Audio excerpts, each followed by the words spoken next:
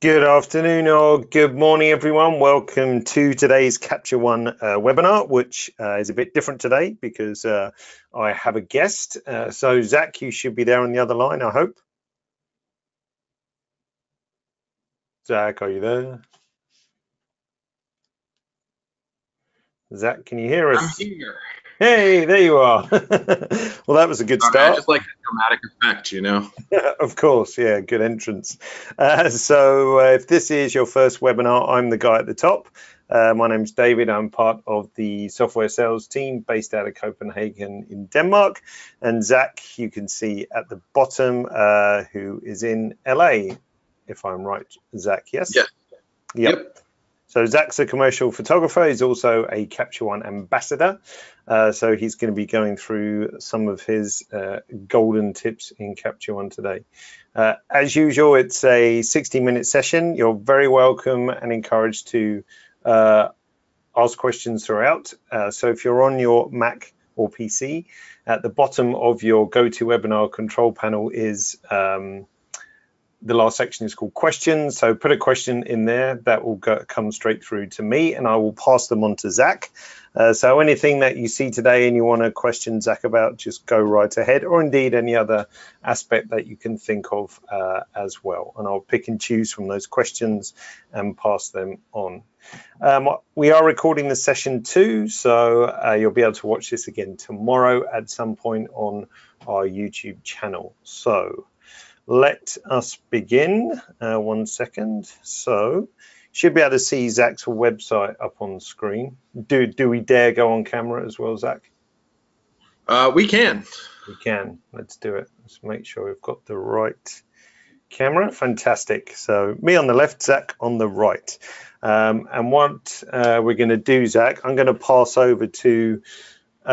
the screen sharing over to you in a second, Sure. But maybe you just want to fill us in with the sort of kind of work that you do out in LA.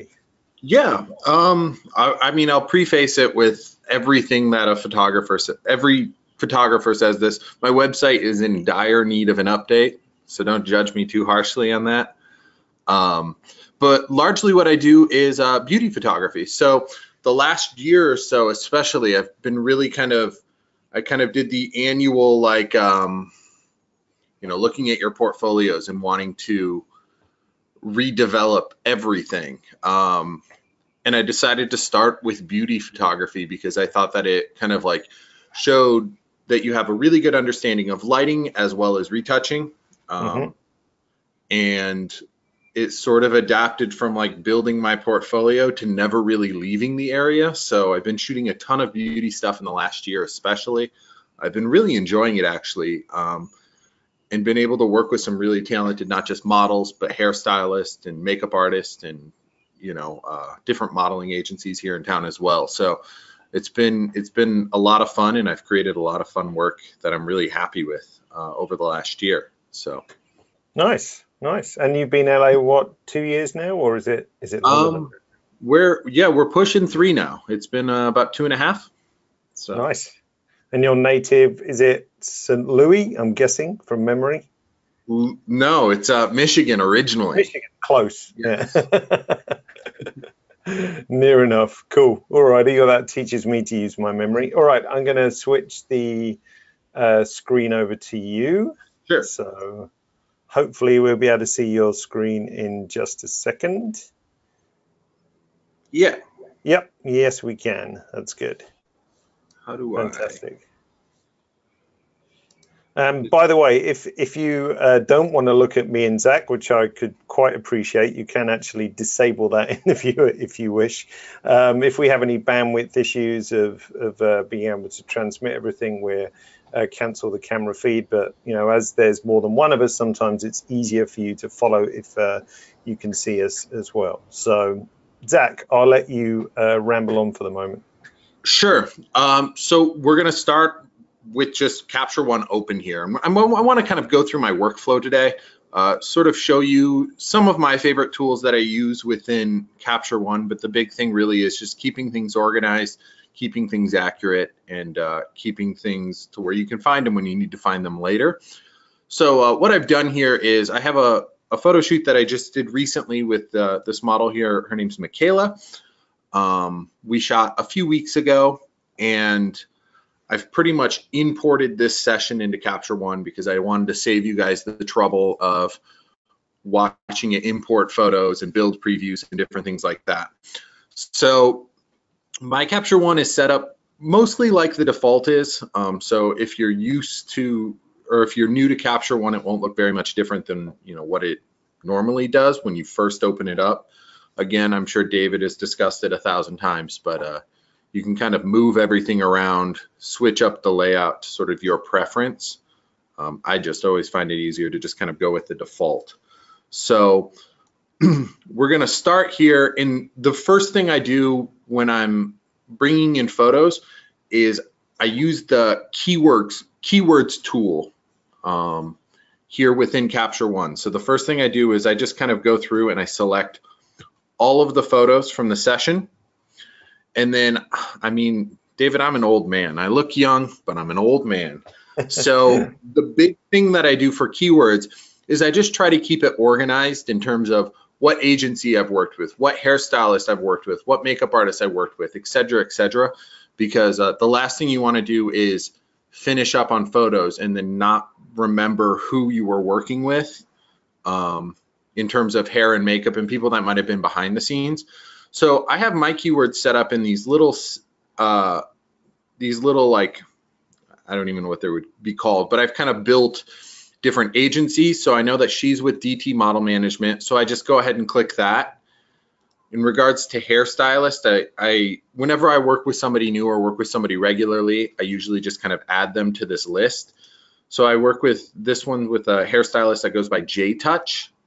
And then for makeup, it was my friend Kata. And then one thing that I do, we'll go type, it's beauty.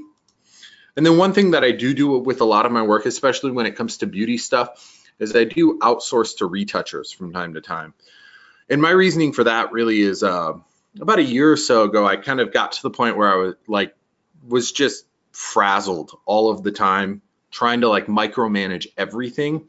So I kind of got to the point where I had to just outsource and put my trust into other people. So that's when I really started working with different people that can help with different shoots, and one of those things being a retoucher. So for this one, these photos were actually outsourced to my good friend Susan, who does a lot of my beauty retouching. So now that I have all of those kind of figured out, I have everything keyword. So now when I go back to these photos later, I know exactly who my hairstylist is, exactly who my makeup artist was, exactly what agency I need to send the final photos to, as well as, retoucher, et cetera. So if I'm posting it up on Instagram or social media or anything like that, I'm able to quickly reference back and make sure that I don't make a mistake and say this makeup artist worked on this shoot when in fact it was somebody else. And when you're shooting 3 or 4 times a week, it's easy to, and then a few weeks go by before you get photos back or anything like that. It's easy to sort of get lost in the jumble of everything, especially when you're working with various teams for different shoots. So that's kind of my first big tip that I do is I really take advantage of the keyword library to make sure that I've got everything really organized. And then the next question for you, Zach, sorry, sure. Just to interrupt you. Dan says that's a really nice use of keywords, which it is, and it's actually refreshing to see someone using them because it doesn't happen a great deal. But I mean, as you've shown, that the correct term you have for your keywords is that you have a parent, as in agencies, and then underneath that it's child for your additional stuff, and you can always have more steps down if you need to as well. Yeah. So I was just trying to see from your screen, do you make an actual keyword library as well? I was just trying to see if you had a master library. Pretty much the only thing I have are these. Okay, so it's great. I know a lot of people will use keywords, in terms of just referencing it back. These are the main references that I have. Sort of how I have my setup organized is I named the sessions, as you can see here on the top, the date first, followed by the model's name. Yeah. So when I need to go back and find, you know, if 4 months later somebody emails me and is like, hey, we need those photos again, or this, or, you know, there's something that needs to be changed, I usually can reference back on that. So I don't add any additional keywords aside from just keeping things organized. Yeah, no, I think that's a great tip. It doesn't have to be, you know, crazy complicated. A couple of people were asking if there was a keywording tutorial, which there is. I'll find it and I'll paste it in the chat link so you guys can find it. But it's pretty simple. It's just, I mean, my advice is to make, you know, a master keyword library. You know, create keywords like so. You can have different keyword libraries, so you could have different libraries for different agencies and so on. But as Zach's done with the parent and child, then that's actually a really easy way to organize it. Yeah. I mean, how I always do it, if I need to add somebody or anything like this, I'll just click the plus here on the default keywords and just type, you know, agency number 2, yeah, for example. And then for that, you just kind of click and drag it and just drop it into the agencies. Exactly. Perfect. And it's really that simple. So I know that there's a lot of people that use keywords in probably a bit more innovative ways. For me, it's just, like I said, with working with, you know, a half a dozen different makeup artists and quite a few different hairstylists on a regular, as well as like agencies that are always sending me work and stuff. I've definitely like gotten photos back from my retoucher in the past and then just kind of like digging through emails like, who is this model signed to, or, you know, or who was it that was working on hair for that day? So it's just easy to kind of catalog it early. That way you don't have to like dig through your emails or dig through your Instagram messages to figure out who was who. Exactly. To who you were working with. Nice. So then after that, I usually just go through and cull. And culling is boring, so I'm not going to bore you with that. My strategy is, for culling, I go through and kind of my method is to go as quickly as humanly possible. And that's sort of a technique that I developed, especially with like actor headshots.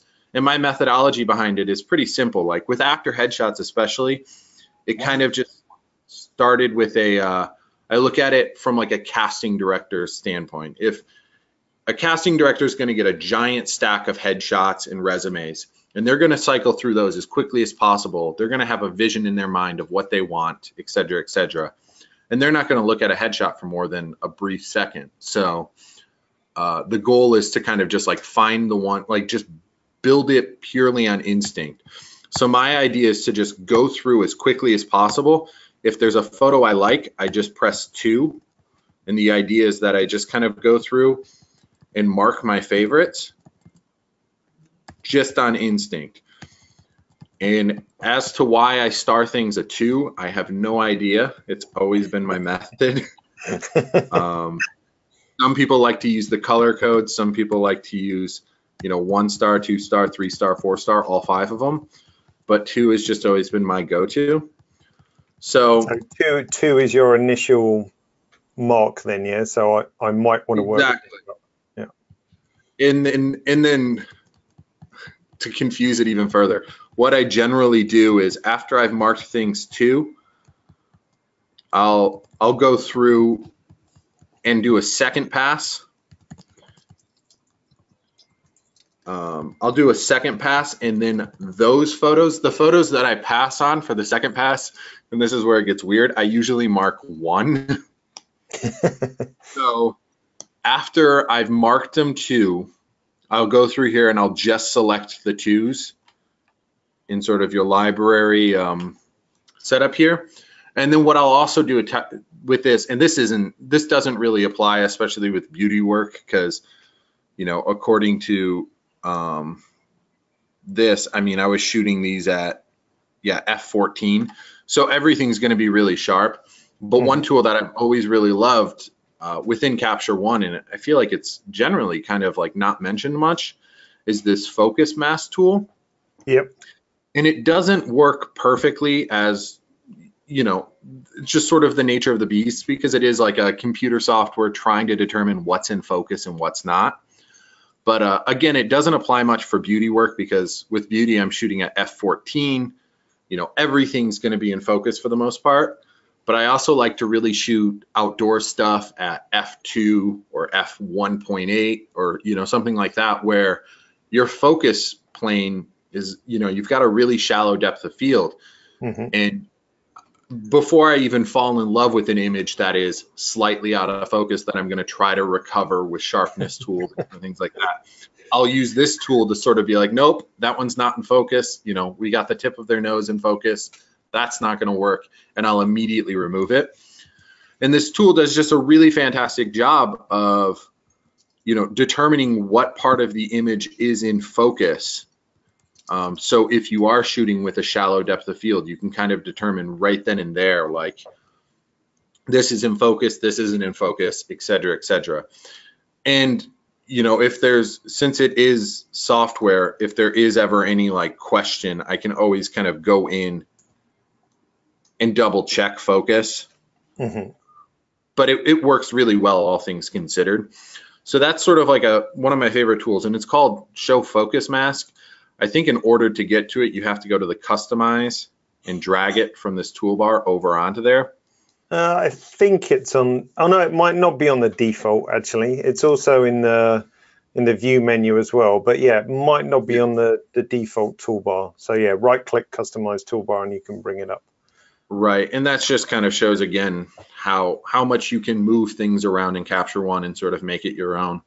It's whenever I'm like if I'm like digital teching or anything like that for somebody, the first thing I do is I make sure that that's on my on my toolbar, because it saved me a lot of time, because there's nothing worse than like finding that photo that you love and then go back into it and like zoom in at 100% and you're like, oh no, like it's not quite there.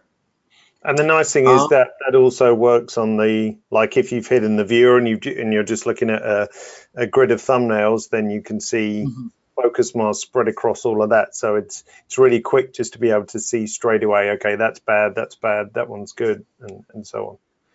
Exactly, and to kind of show that, yeah, you can just sort of zoom out and kind of see out the gate, like what's in focus, what isn't.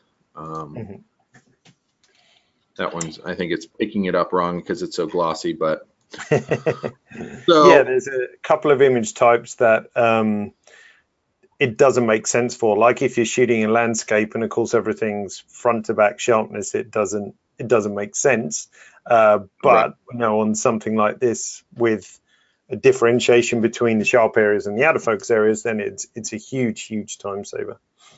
Yeah, and I mean, while all of these photos are kind of shot between f10 and f14, I do also shoot beauty stuff pretty regularly at f3.5 or something like that. That does have like sort of that shallow depth of field, kind of dreamy feel. So I mean, like I said, it is like my weird secret, like kind of hidden tool within Capture One that I've never seen any other software have anything quite like it. So can you, Zach, do us a favor and show the focus mask, what's the word for it? The preferences for the focus mask, because you can adjust its threshold. So that's in, yeah. You want to show me how to do that? Yeah. So if you go to, where is it on the PC? Edit preferences. Down the bottom, and then under focus, funnily enough. Oh, okay, threshold and opacity. Yeah, so if you want it like super critical, you can do so, and it will adjust in real time on the screen when you let go of the slider.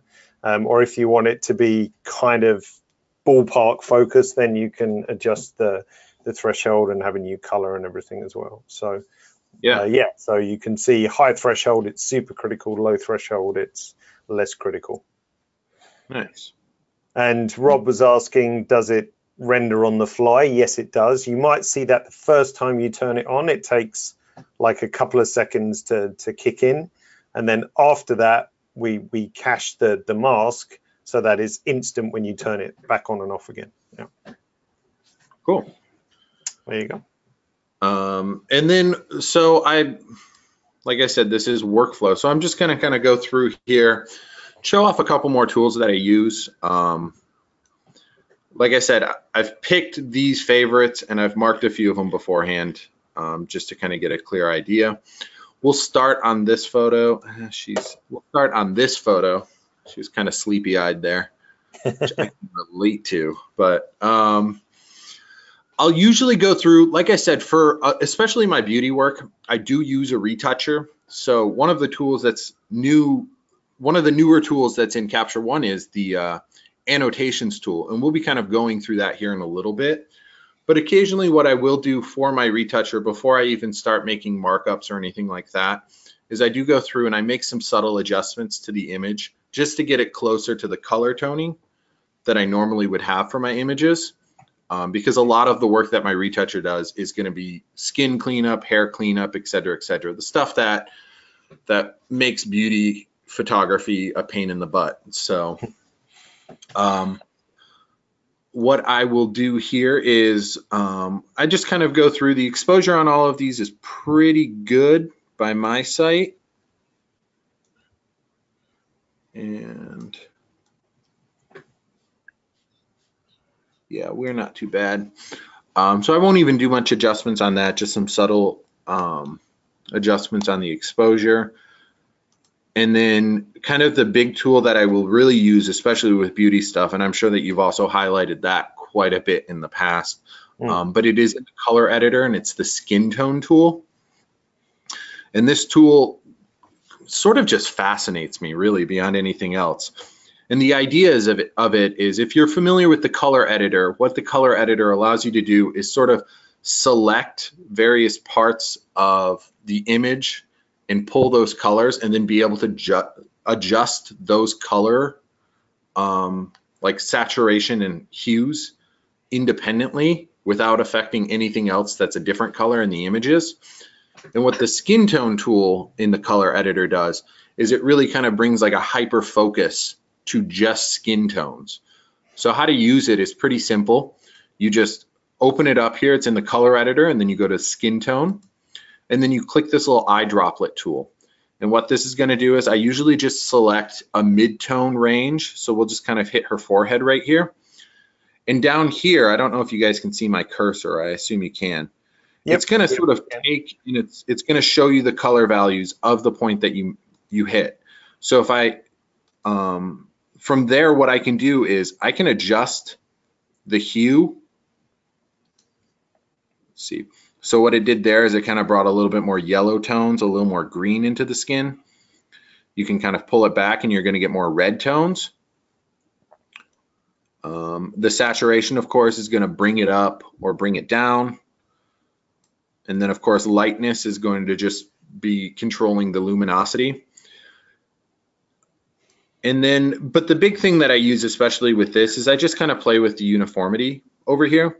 And what uniformity is going to do is it's going to take, I think if I do this,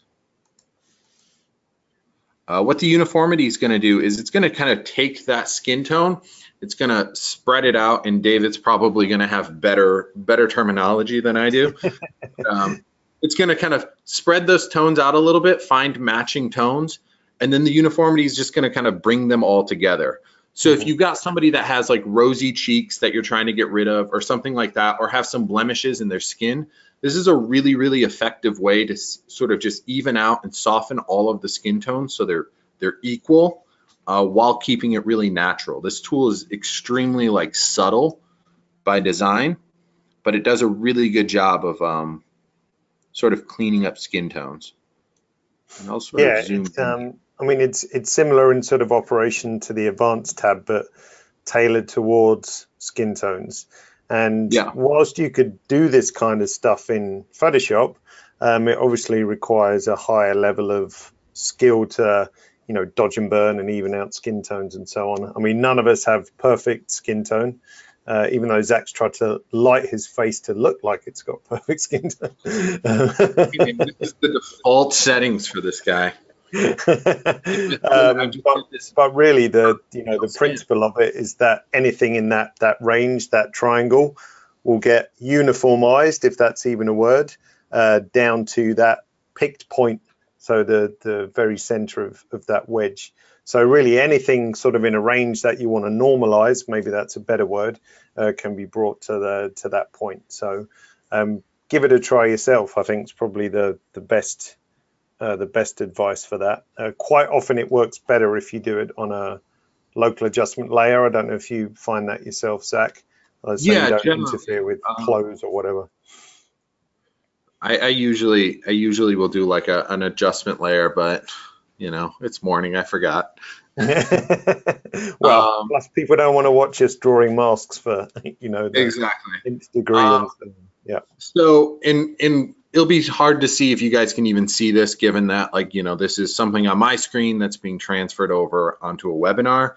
But over here, when I have the hue at 0, there's some yellowness in the skin here, which looks nice. And like, you probably wouldn't notice it normally, but once you start pushing this over, you see that it normalizes it a bit, brings back a little bit more reds in the skin tone. And it's funny to me because, like, you know, I'll like pull back here and the skin looks great to me just like out the gate.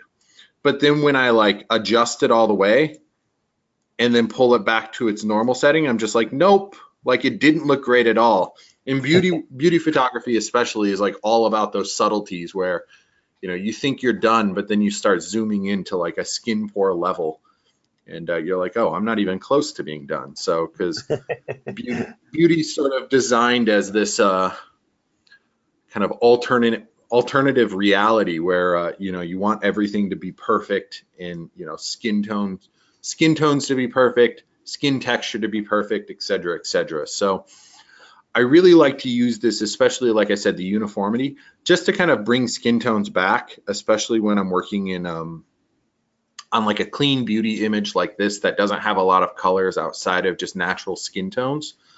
So that's like, as somebody that shoots beauty, I never call myself a beauty photographer for whatever reason, but as somebody that shoots beauty regularly, like this uniformity tool, especially within the skin tone tool, is like a lifesaver and saves me so much time when it comes to retouching, just getting my images close out the gate. Whereas normally, you know, a lot of, like you said, if you were to do that in Photoshop, it would take a whole new set of tools. It wouldn't be nearly as easy to use as this tool here is.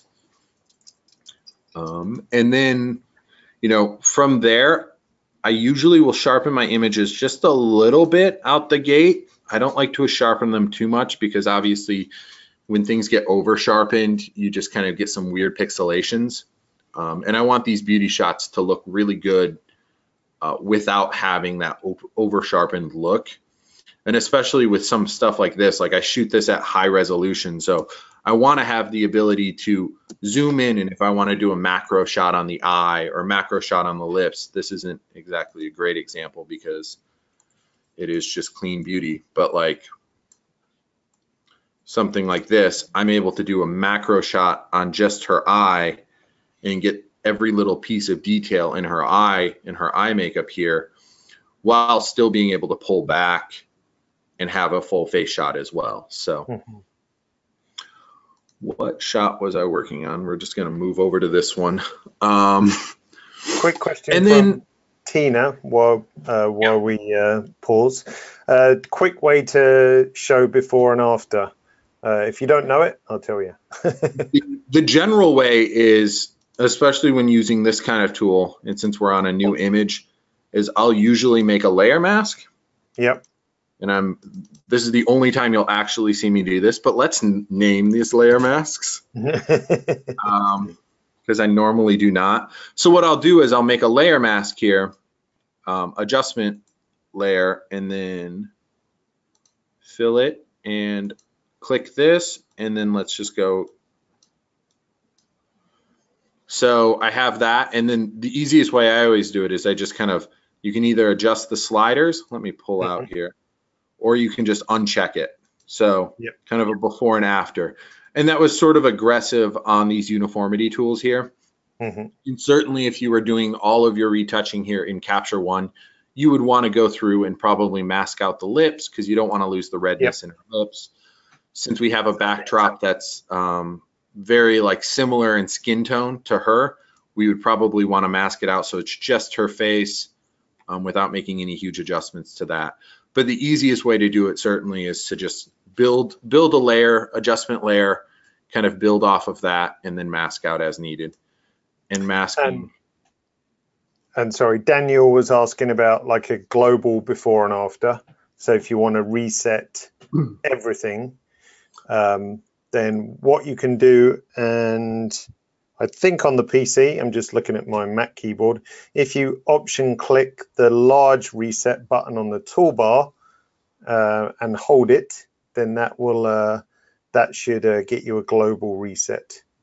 So go left, left, left. I don't think there's any way for me to point. So the global reset, which is the 1, 2, 3, 4, 5th icon in from the left-hand side. Go further left, Zach, that way. The button's right on the far left. That one. So if you do Alt-click, you can see on the help window, that will give you like a temporary reset so you can assess everything, if you like. Yeah. So it's quite good, you know, when you're going through the processing pipeline, that's just a little quick before and after. If anyone's on Lightroom, it's kind of different to Lightroom where you have your, I can't remember the shortcut, but you can split screen. This will just give you a quick before and after with all the adjustments. And you can actually do the same in each of the individual tools by alt-clicking on the same icon in the tool itself. So perfect. Good advice. There you go. So, because again, I don't want to spend this entire time tediously masking, you can see that the mask tool works as any mask tool would. You would just go through. Normally, I would probably go the easy route and paint it black and then just mask out her skin. But since I have it as a full mask, I'm just cleaning off the background. And again, we won't go too far into that, but you can see here just this little piece right here is the adjustments that uniformity tool within the skin tones tool is doing to both her skin as well as the background. And that's solely because I'm shooting on a brown backdrop that has a lot of kind of that skin tone that you would see in her skin tone herself. Obviously, if you were shooting on a bright color or something like that, you wouldn't see it affect the background quite like it does here. Absolutely. But yeah, so normally I would use an adjustment layer to focus on just the skin if I was doing any work on the eyes or anything like that. I try to break down the adjustment layers, and like I said, I'll lie and say that I label everything, but the reality is it's layer 1, layer 2, layer 3, because my workflow isn't that nice on my day-to-day work.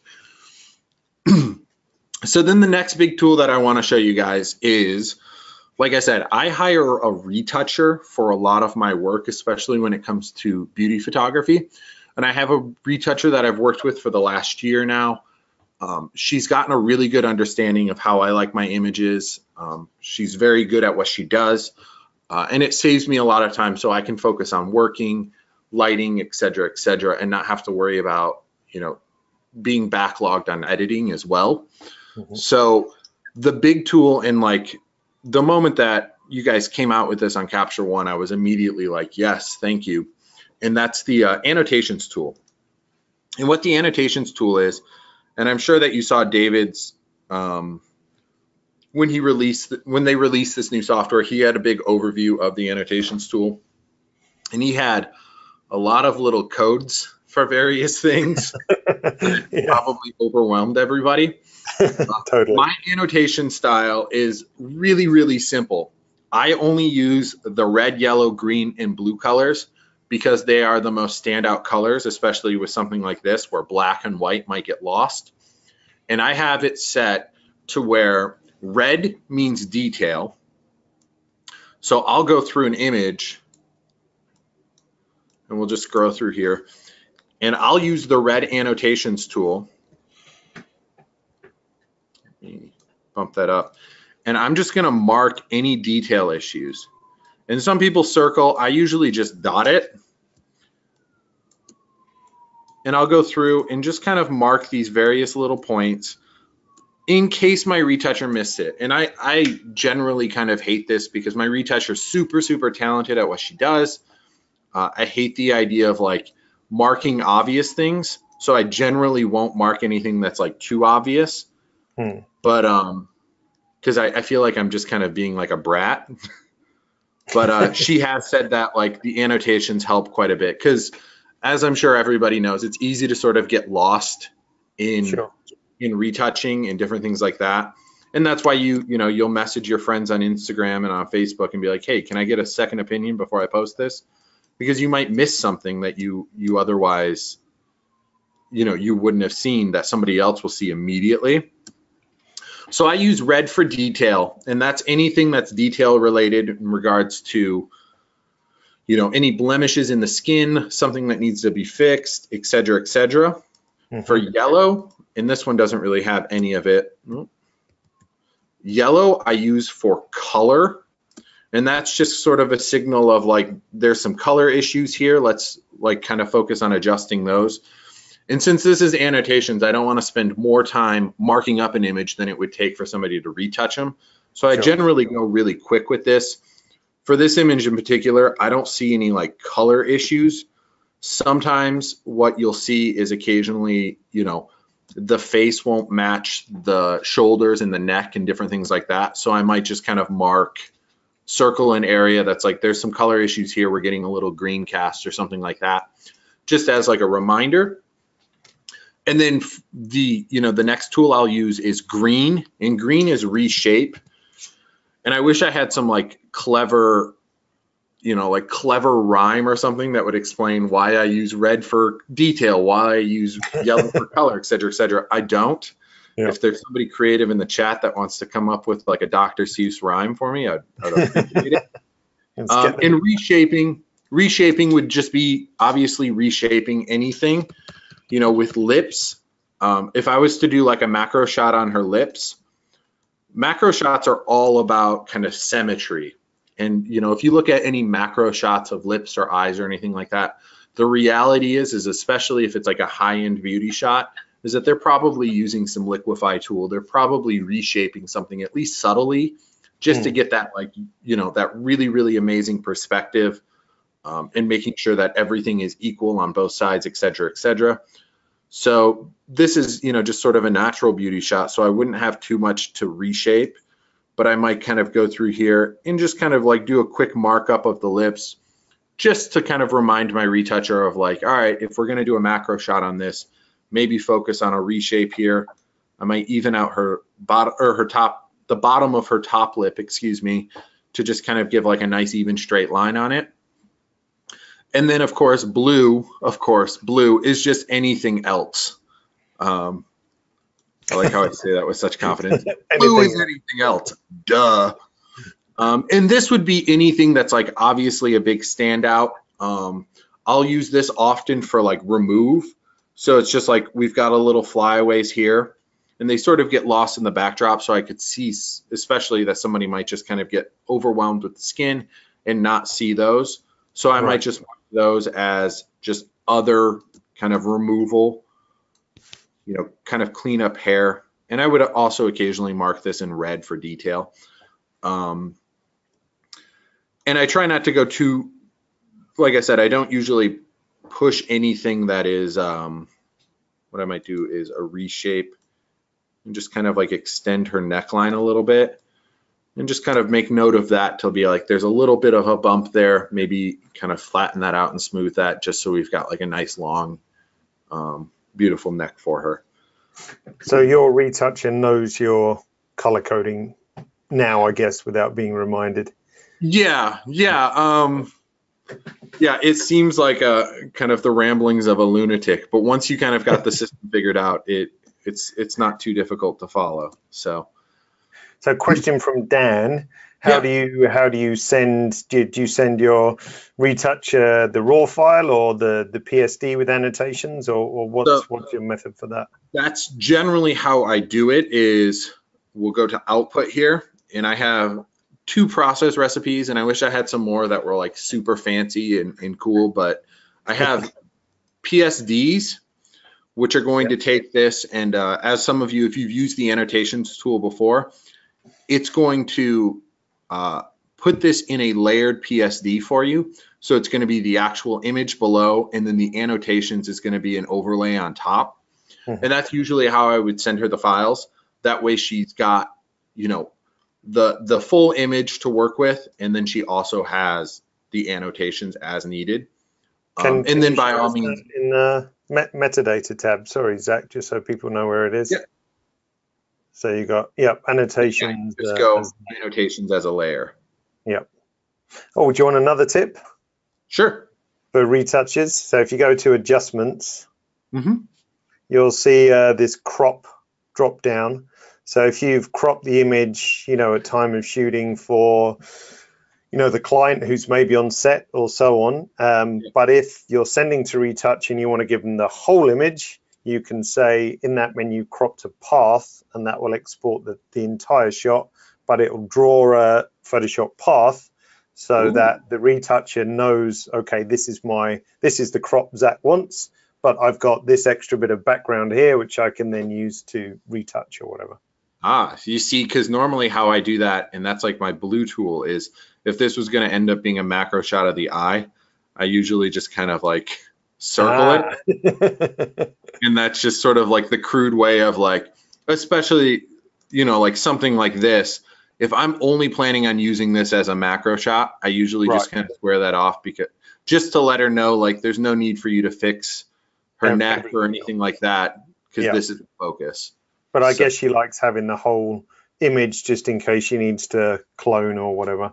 Exactly. It just kind of gives her more data to work with. So yeah, cool. Well, that works too. So and then let me go back to this guy. I'll show you the process summary, and we'll have it open in Photoshop here, just so you can see it as the layered PSD. Cool. If my computer wants to run it. It's a hustle. Well, it's a pretty big file, I guess. Was that a 5DSL, wasn't it, I think? Yeah, it's a 5DS, so it's 50 megapixels. So it's a big guy. Oh, and when we go back to Capture One, can you show how to erase an annotation? Oh, yeah, absolutely. That was Matthew that was asking that.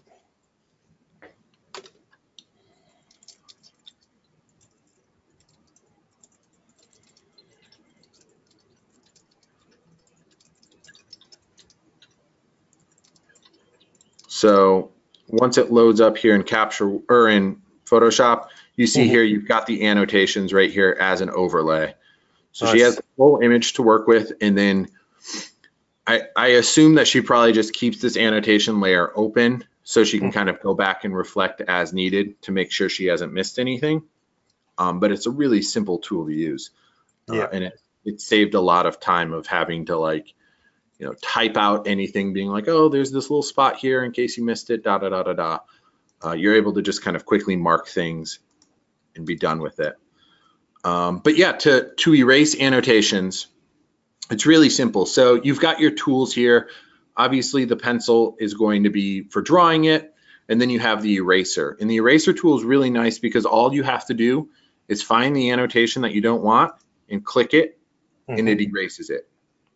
So it's really, really simple. If you overdraw something, or you don't need to, if you mark something that you want to erase, all you have to do is click it instead of having to like go over it like an eraser or something like that. Absolutely. Dan was asking, and this is just going to throw this out as a general answer, sort of more about file management. I mean, what you're seeing Zach working in is a session which is unique to Capture One, which is different to a catalog in that a catalog is really designed, to get a broad overview of 10,000 images or whatever. A session is designed for one particular project. So in this case, Michaela. So one session per project. And a session just has a number of subfolders: capture, selects, trash, and output. So your whole shoot exists in this one folder structure. So, and which you can see in the library tool. Now, if you want to, you can drag and drop images to a selects folder as a different way of culling and rating, I guess. But a lot of people don't use the selects folder. They just use star ratings or color tags as you saw Zach do earlier. But I don't know if you do both or you never use it, Zach.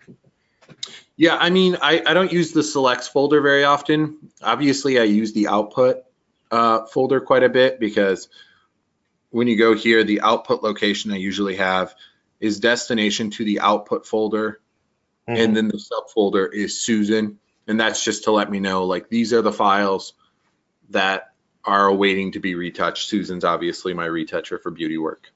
Yep. So for any kind of tethered shoot, sessions are way easier than trying to shoot into a catalog and so on. It makes much more sense. Oh yeah. Yep. Cool. Doug says, do you send your annotation key to retouches, or was that something you clumsily explained once and that was it? Yeah, I mean, if she has any questions, she could always ask. Yeah, I mean, I don't, like I said, there's no like real method to it. That's why I'm calling on the audience to come up with a rhyming scheme that I can just send somebody. a little song, like a YouTube video of a song of Zach's retouching. Sure. Yeah, no, I just kind of let her know. I think the red for blemishes is always somewhat obvious. And I think at this point, it's probably pretty self-explanatory in regards to, like, red's obvious that it's blemishes because it's just marking any skin imperfections or anything like that. And then with the shaping, especially the shaping, like I said, I usually draw out kind of a loose shape of what I'm referencing.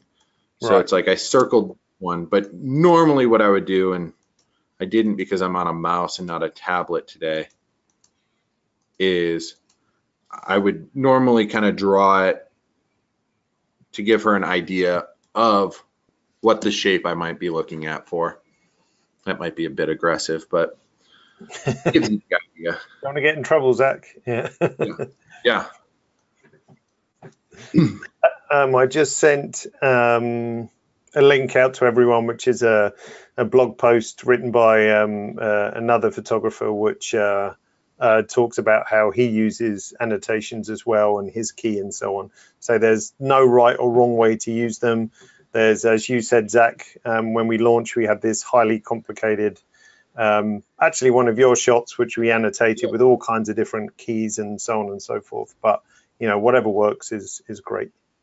Yeah, I mean, I looked at that with like supreme fascination, but I think it originally came, like, somebody asked Pratik, who's a good friend of ours and high tier retoucher, one of the best.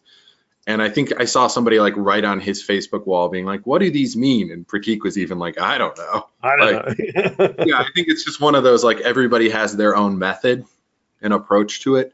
I particularly really like just the color options because it does sort of do a really good job of separating, like, all right, these ones mean this, these ones mean that. And then, yeah, it's not so obvious in this one because we don't have a lot of like color tone issues or anything like that. But normally most of these are pretty self-explanatory. You can kind of look at it and be like, all right, green's probably a reshape, red's obviously blemishes. And then if we did have some color issues on her neck, which we don't really have anything like that, the yellow would be a little bit more apparent of what it means. Cool. What else we got? What else you got? Was that the end of your work? I mean, I think so. Yeah. Generally, yeah. Like I said, my output after that is pretty simple. I'll usually just export PSDs. So I'm in the selects folder now, but I would go through and annotate, you know, my top 10 or however many photos I'd be using for this. So we'll just kind of like, I'll usually just select these 6 or something like that. And I'll be able to go through and click PSDs. I don't want this to open anything because I don't want Photoshop crashing on me. And then from there, I can just go through and click process. And what it's going to do is process all of these, put all of them into this subfolder for Susan. Yeah. And then from there, I just Dropbox those photos, or whatever method you prefer, and then send her the link once it's done. Question from Harwell, as we're kind of lead into more questions now. Do you catalog all your sort of portfolio images, or do you just keep everything in a stack of sessions? It's usually just in a stack of sessions, and that's one thing that I would like to get better about, and perhaps I would need to just use keywords better to mark those after the fact. Because normally what I do is, for a lot of my gallery systems, I use a website called Pixieset, which is a really innovative little gallery system where people can download. If you sell prints, you can order prints off of it, et cetera, et cetera. And I have all of those marked in separate categories of, this is, commercial photography, this is a headshot session, this is a beauty session, et cetera, et cetera. So, and you're able to download the high-res images off of there if it is your account, of course.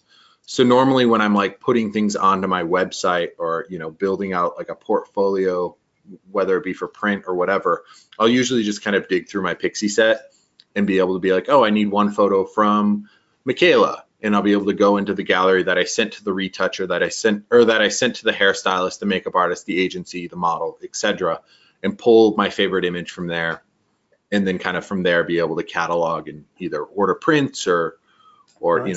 Put together a digital portfolio or so on. So that's Pixies as in little fairies, yeah? Pixieset.com. Yeah. I can't stand the name of the website, but it does work really, really well. I'll just post that up because Michael was asking for the site, and I've heard good things about it myself. There's also Shoot Proof, I think, which does a similar kind of thing as well. So yeah. Listen to this, Zach. So this is Doug's Dr. Zeus recommendation. Okay. Ready? Red make dead, blue make true, green make clean, and yellow make mellow. And do I need to write this down? I'll copy it for you, don't worry. Send that over to me. I like that. Perfect, absolutely.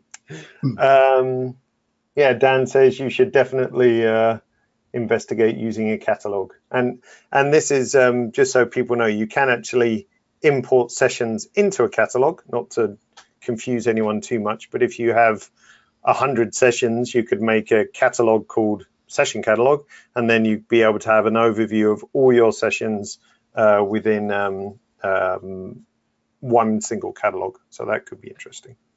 Worth a try. Yeah. That is certainly, in regards to workflow, that is the one thing that is a pain. I've been working with SmugMug actually to redesign my website, and they've been kind enough to be patient and help me with it. And it's been this ongoing battle with the guy that I'm working with from SmugMug. And he's just like, hey, can you send me high resolution of the images in your portfolio? And I'm just like, ugh, it's the most difficult task in the world for me. It would be nice to think that I just had a folder on my computer that I could be like, here they are. But it does involve a little bit of digging and, finding the images that I want to do and use for the website. I mean, that's always, I feel like that's every photographer's struggle, is everybody's website's always a little out of date. They always need to update things, just because it's not the fun part of the job. Nope. Couple of people asked, you've caused some controversy, Zach. Says your output profile shows sRGB. Why not Adobe RGB or indeed something else? I generally do Adobe RGB, and oh man, I'm like a color fiend. So I normally do 16-bit Adobe RGB, and the only reason that I've gone to sRGB is I've written so many articles about this, and this is probably going to stir up more controversy. Is I'm like a color fiend. I color calibrate my monitors once a week. Every Wednesday, I color calibrate both my laptop as well as my desktop monitors. I this laptop I bought solely because it does cover 100% of sRGB and like 97% of Adobe RGB. I'm like a color nut when it comes to those things. But then I kind of had like this conversation with my friend Mike Kelly. If you're not familiar, he's an incredible architectural photographer. And he kind of boasted, he's like, I've never color calibrated my monitor in my entire life. And his work is like perfect. His work is fantastic. And his philosophy was, he was just like, why would I do that? My clients never see the work that I send them on my monitor. They're going to see it on whatever monitor they use. And I was just like, that's like such a reasonable point. In the sense of like, you can only do so much, but if they're using, you know, a 10-year-old cheap monitor, the colors might look flat or boring or anything like that out the gate. And the reality is a lot of monitors don't cover Adobe RGB very well. Most of them only cover like 70% or so. So the idea is that, you know, web is built for sRGB. So, you know, when I'm exporting images as the final JPEG or whatever software, you know, whatever I'm using, the ultimate goal is that it's going to be an sRGB when it's displayed on my website, when it's displayed on social media, et cetera, et cetera. So I kind of just shoot it out the gate, you know, export it as sRGB. I know. And you can dig through articles that I written a couple of years ago where I was far more stubborn and being like, use Adobe RGB or ProPhoto RGB, this, that. But it, you know, as time goes on, I'm just kind of like, man, you're really sort of splitting hairs here. And I actually read an article about it today, and I can't remember who it was, but they actually said a similar thing, that they know if they've nailed it in sRGB, it's going to look good across, you know, all the devices, etc. Jordan, hey Jordan, Hartley was asking about print work, which I guess if you knew you were going to print, then maybe you'd have an extra level of care or whatever. Yeah. And you know, a lot of the work that I do, and you know, especially I'm sure every photographer sees it more so now than ever before, is a lot of it's for web, you know. And I've shot you know, campaigns before, and literally they're like, this campaign is like going on our social media. It's not going to be printed in magazines. It's not going to do this, because they get more feedback and they get more eyes on it if they post it on their social media. And anything that's on web is going to be sRGB. So especially when you're shooting something like that, where they have no intentions of you know, putting out a magazine ad or anything like that, it's just easier to work in sRGB. But obviously, if somebody's shooting, you know, they're hiring you for a billboard or something like that, you'd probably want to expand that color profile to make sure you cover everything. Absolutely.